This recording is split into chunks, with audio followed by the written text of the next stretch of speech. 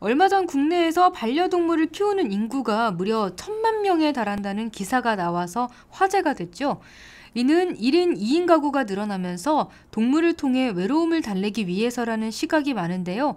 패밀리와 펫의 합성어로 반려동물을 가족처럼 아끼는 사람을 뜻하는 펜팩족이라는 신조어까지 등장했다고 합니다. 그렇군요.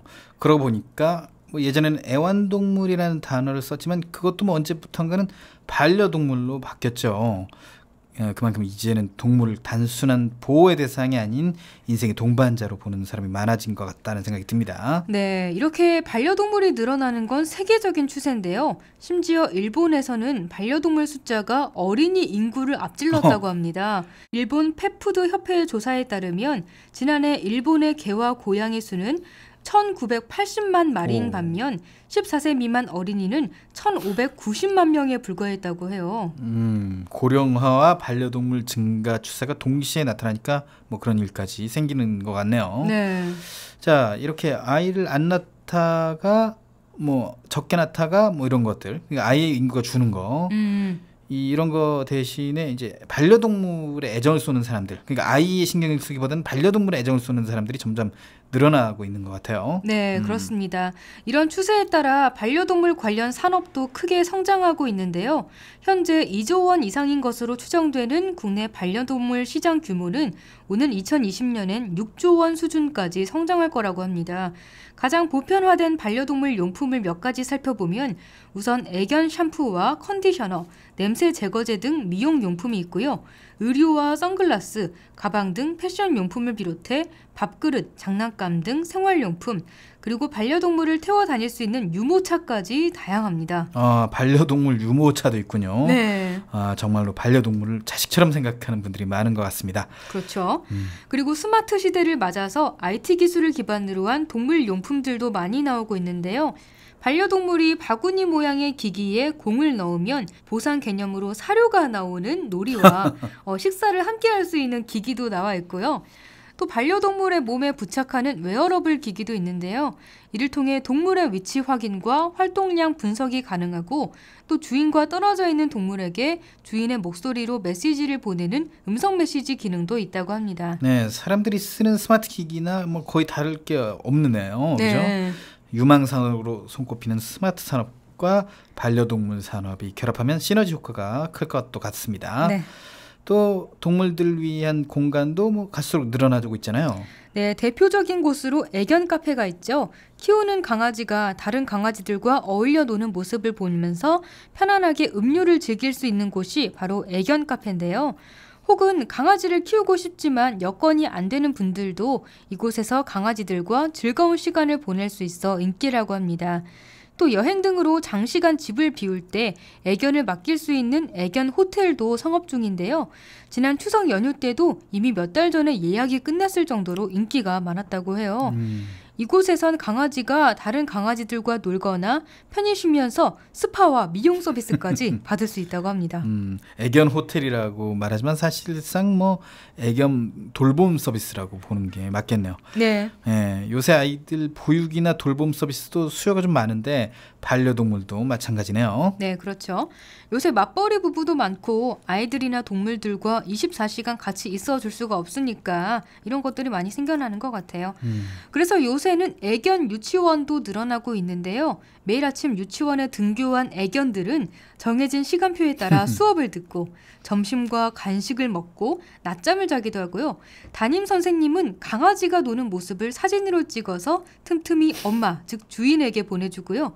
저녁이 되면 애견을 찾으러 온 엄마에게 강아지가 하루를 어떻게 보냈는지 적은 알림장을 건넨다고 합니다.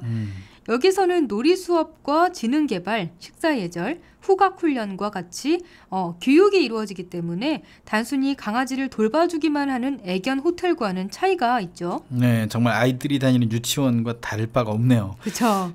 특히 혼자 사는 사람들이 동물을 많이 키우니까 이런 돌봄 서비스가 꼭 필요하겠어요. 네, 반려동물이 집에 혼자 있게 되면 불안해하거나 심하게 지저대거나 집을 엉망으로 만들어 놓기도 한다는데요. 애견 유치원에 보내면서 이런 걱정을 덜게 된 사람들이 많다고 합니다. 그리고 반려동물을 잠시 맡아주는 애견 돌보미, 펫시터 아르바이트도 생겨나고 있다고 하네요. 그래요? 베이비시터가 아니고 펫시터. 네. 네, 이렇게 소중한 동물들의 건강을 잘 지켜주는 것도 중요할 것 같아요. 그렇죠. 요새 동물 종합병원에 가면 정형외과, 피부과, 이비인후과 등 일반 병원과 다름없는 세부 진료 과목들이 있다고 하고요.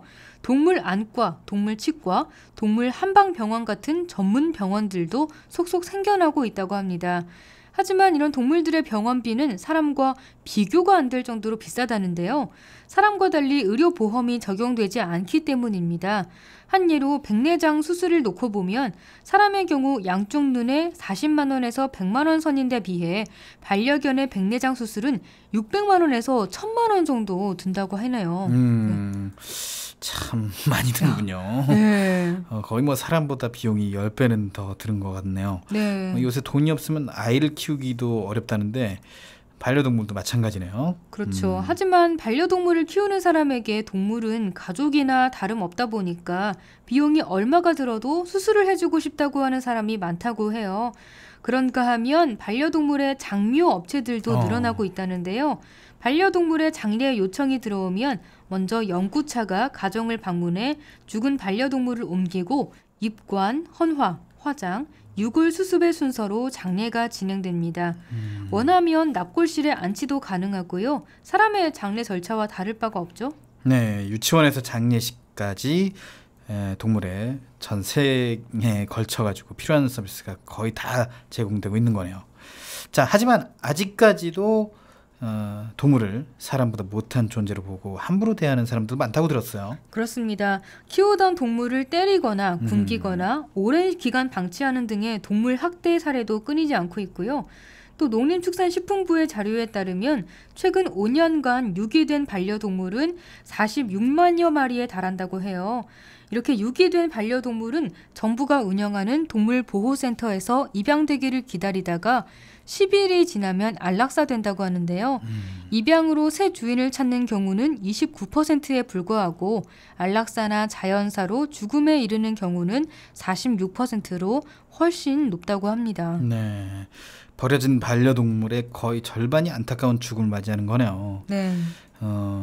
반려동물도 참 가족과 다름없다는 인식을 가지고 제대로 키울 준비가 돼 있는 사람만 동물을 키워야 할 것 같습니다. 네, 맞습니다.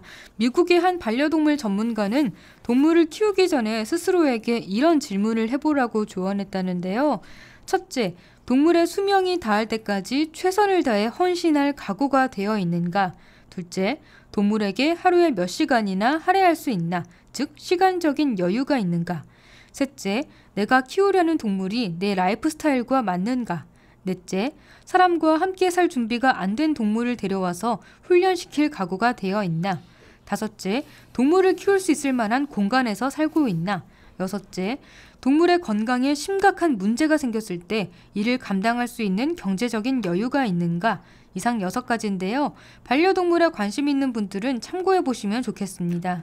듣고 보니까 단순히 동물을 좋아하는 것만으로는 부족하고 여러 가지 여건이 맞아야 하고 또 각오와 책임감도 있어야 되겠네요. 그죠? 네.